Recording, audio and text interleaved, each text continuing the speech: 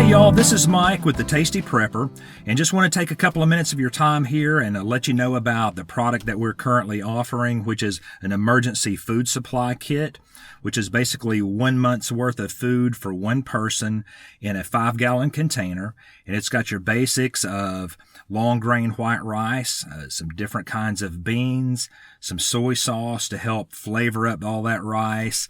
We've got some ghee in there made from local grass-fed cows, Happy Cow brand actually. And ghee is a clarified butter that's good for years at room temperature. So, one of the hardest things to hang on to long term is oils in any medium for cooking. Your olive oil, some of your seed oils, vegetable oils, they'll go rancid within 2 to 3 years depending on what the product is. Olive oil goes bad quicker than the rest.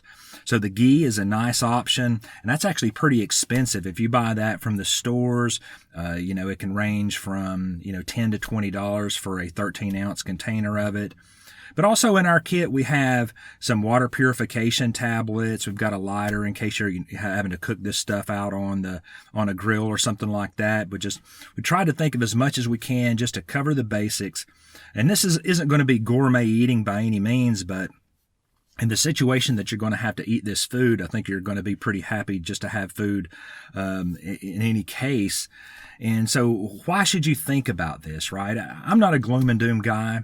I'm ready to go. I'm ready to die at any time. Lord can come and take me at any moment, and I'll be happy to go. But the thing is, I just don't want to die of starvation. Have you ever seen people that were starving to death? Man, it looks like a painful process. And so, I'm trying to get the word out. We're not really prepping for the end of the world or the zombie apocalypse or whatever. The chances are an emergency that you're going to need to feed yourself is maybe rolling blackouts, rolling brownouts, to where your power's off for 3 to 5 days, and you could possibly lose all the food that's in your refrigerator and freezer, and you need some shelf stable, some room temperature stable food to cook, as well as a means to cook it. And of course, we can't pack everything into these 5-gallon buckets, so you should also think about having a couple of different ways to cook in case the power is out. You need to have some water storage and all of that. But I talk to a lot of people about this, and I go and set up at events and sell these buckets. I've been doing it for a couple of months now. And, there's two kinds of people in this world. You have some people who are already kind of aware of the threats and what may be going on in the world. And you have other people who just completely deny that anything could possibly go wrong. And so, this year, 2022, we've seen, depending on what source you read, anywhere between 20 and I saw a figure of 98 different fires and accidents in food processing plants. Now, the majority of those were fires on forklifts and different things that happened, but some others under mysterious circumstances. And the normal that you see, the baseline of food processing plants catching fire, is about, anywhere between 9 and 13 per year. So this year is very atypical. So whether you think this is staged or anything like that, who knows? Actually, as I'm recording this video right now, the number 2, the second largest food distributor in the world, which is in France, is currently on fire. So think about that, and just think about, what would happen if the diesel stopped flowing for a few days. The experts say that all the food would be gone off the shelves in 3 to 4 days, and then panic. I had a guy say to me the other day as I was, selling some of these, he walked by and his daughter said, "Daddy, do we have an emergency food kit?" And he just laughed and said, "No, I guess we'll starve."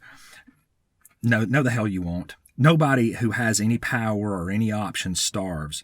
If you've ever been without food, I've fasted for up to 3 days before, and I got to tell you, at the end of that 3 days, I'd have probably eaten my own arm off. When you get to starving, your mindset definitely changes.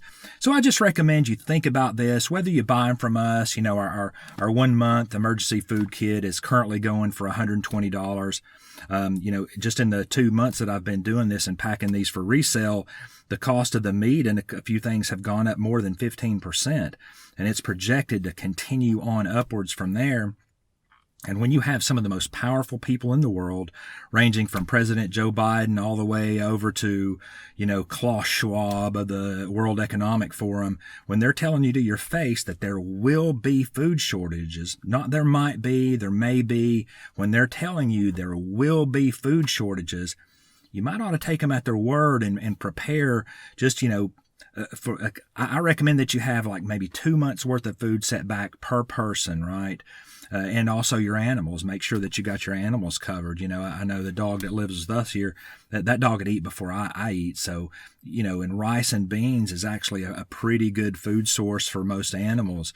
So just think about it and, just think about the situation. Think about setting some stuff up. Like I said, whether you get it from me or you go out here and go through the grocery stores. The Asian markets are a great place to find the rice if you can't find it at the local grocery store.